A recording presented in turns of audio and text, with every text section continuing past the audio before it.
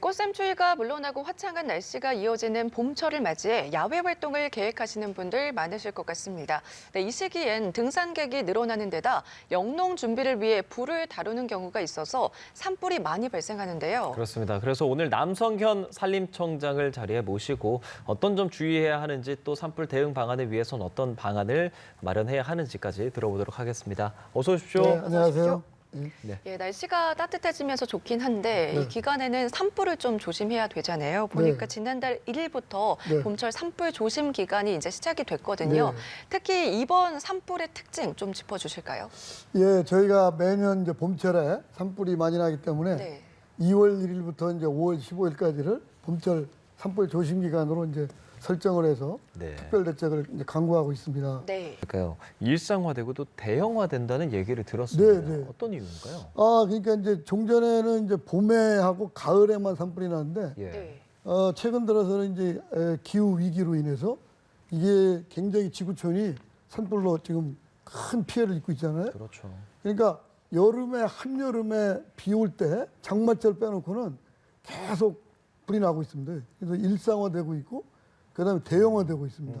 저희가 한 100헥타 넘으면 대형 산불이라고 그러는데 대형 산불이 굉장히 지금 커지고 있습니다. 그래서 저희는 그 중에 이제 대책이 크게 요약하면 세 가지인데 예.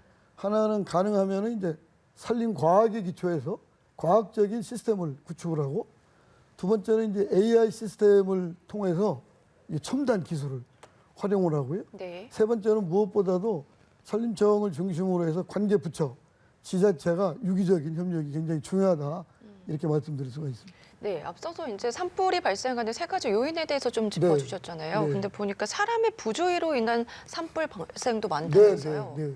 산불 원인은 우리나라의 경우는 거의 사람의 부주의가 네. 거의 100% 가까이 된다고 봅니다. 외국의 경우에는 뭐 이제 이게 벼락이 떨어지거나 이런 것도 있는데 우리는 전부 사람의 사소한 부주의입니다. 주로 등산할 때 이제 담뱃불. 이제 최근 들어서는 농산촌에 계시는 분들이 영농철을 앞두고 논밭두렁을 태우거나 예. 그다음에 고추대, 깻대 등 영농 부산물 가을에 추수가 끝난 다음에 봄에 농사 지려면 그걸 좀 치워야 되거든요. 예. 근데 저희 법에는 못 태우게 산불 때문에 산림 내 100m 이내에는 절대 불을 피울 수가 없고요. 또 환경부 법에 의하면 미세먼지 때문에 불을 피울 수가 없습니다.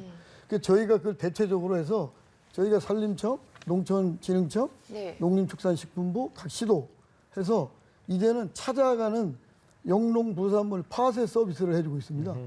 부처 간 협의를 통해서 이제 소각하지 말아라 전부 불법이거든요. 그거를 이제 소각하는 대신에 정부가 나서서 지자체와 함께 영농부산물을 파쇄해줘서 네. 밭에 좀 깔고 있습니다. 그리고 이제 또 많은 게 이제 요즘 농산촌에 가면 그 화목 보일러가 많거든요. 그 화목 보일러가 과열되면서 나오는 게 한 7% 네. 됩니다. 그래서 거의 사람의 부주의고 아까 논밭두렁 농산 부산물 세우는 거 예. 그게 저희 통계가 원인의 한 3분의 1 정도 돼요. 네. 그것만 줄여도 산불을 확 줄일 수 있다. 그래서 그렇게 가고 있고요. 그다음에 이제 큰 산불은 이제 저희가 예방과 진화인데 아까 말씀드린 것처럼 보다 과학화, 그다음에 AI 첨단화, 부처 간 유기적인 협력 말씀드렸는데 감시 체제에도 저희가 이제는 종전보다 AI 시스템을 통해서 그 아주 효율적으로 지금 체제를 구축하고 있다 이렇게 말씀드릴 수 있습니다. 뭐 예를 들면 어떤 겁니까? 뭐 드론 같은 거 도입된다 등등 듣긴 했었는데 산불 말이죠. 취약 지역에 예. 산불 이제 드론을 띄워서 이제 사각지대에 실시간으로 저 산불 원인을 파악하고 있고요. 예. 그 다음에 이제 또 사각지대가 혹시 있을까봐 전국에 한 2만 2천 명 되는 산불 감시원들이 또 그 감시 활동을 하고 있고요. 그 다음에 이제 그 영동 지역, 그 다음에 산불 취약 지역을 중심으로 24시간 AI 시스템으로 그 자동으로 산불을 이렇게 찾아낼 수 있는. 종전까지는 이제 이렇게 이 연기가 올라오면 네. 24시간 사람이 그걸 봐야 되는데 예, 예. 지금 이제 알람 시스템까지 돼 있어서 산불 상황실에 있는 사람들이 일반적인 업무를 하다가 알람이 울립니다. 그럼 바로 GPS 좌표가 찍기 때문에 어디에서 산불이 나는지 바로 출동할 수 있는 시스템도 되어 있습니다. 네, 알겠습니다. 또 다른 이슈로 소나무 재선충병이 확산하고 있어서 걱정이거든요. 이와 네. 관련해서는 어떻게 좀 대비하고 있죠? 소나무 재선충은 여러분들이 이제 소나무가 우리나라에 16억 그루가 있습니다. 네. 그러니까 우리 숲의 한 4분의 1 정도가 소나무인데 이게 이제 빨갛게 말라 죽거나 하는 나무들이 지금 굉장히 많은데 이게 이제 문제는 치료약이 전 세계적으로 없다는 거거든요. 네. 그래서 저희가 조기에 발견해서 조기에 차단하는 게 제일 중요한 건데 일종의 나무 전염병입니다. 그래서 저희는 그것도 마찬가지로 조기에 발견하고 조기에 방제를 해야 되기 때문에 전국에 드론, 예. 그다음에 현장에 가서 우리가 이게 소나무 재선충에 걸려 있는지 안 걸려 있는지 현장의 진단 키트를 저희가 보급을 해서 한 30분이면 볼 수 있도록 시스템을 갖고 있습니다. 근데 무엇보다도 국민 여러분들께서 좀 말라 죽어가는 나무들이 있으면 신고하는 게 가장 중요하거든요. 그래서 1588-3249로 예. 신고를 해주시면 저희가 바로 예. 그 피해 목을 벌채를 해서 전염되지 않도록 하는 게 가장 중요합니다. 예. 산림청에 이제 수장으로 계시잖아요. 저희가 지금까지 좀 걱정되는 얘기들을 좀 했다면 네네. 마지막 질문은 네.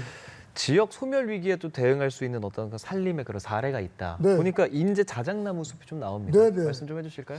인제 자작나무 숲이 굉장히 저희가 이제 국가가 갖고 있는 구그림 지역이거든요. 예. 거기에 이제 솔리폭발이라고 병이 걸린 나무를 다 베고 거기에 이제 자작나무 숲을 해서 그 관광공서에서 예. 그 지정한 그 가고 싶은 관광지 100선 오. 그리고 작년에 저희가 국토농가 50주년을 맞이해서 이제 대한민국 명품 숲 100선을 100대 명품 숲을 발표를 했는데 100대 명품 숲으로 지정돼서 많은 분들이 찾아오고 있거든요.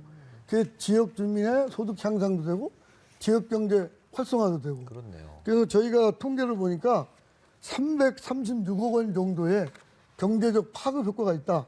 그래서 이제 앞으로 저희 산림청은 전국에 있는 명품 숲, 명품 숲길 등을 통해서 지역사회 발전, 지역경제, 일자리 창출되는 플랫폼 역할을 할 수 있도록 산림정책을 추진해 나가겠습니다. 알겠습니다. 오늘 말씀 여기까지 들어보겠습니다. 지금까지 남성현 산림청장 모시고 이야기 나눠봤습니다. 고맙습니다. 고맙습니다. 감사합니다.